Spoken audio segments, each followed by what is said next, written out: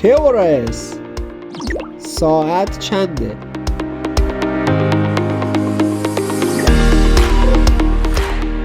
Son las 10. ساعت 10 هست.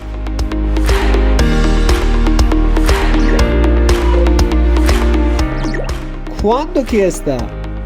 قیمت این چنده؟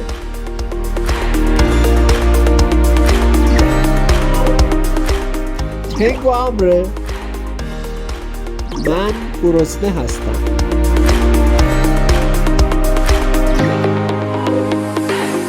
Tengo sed. من تشنه هستم.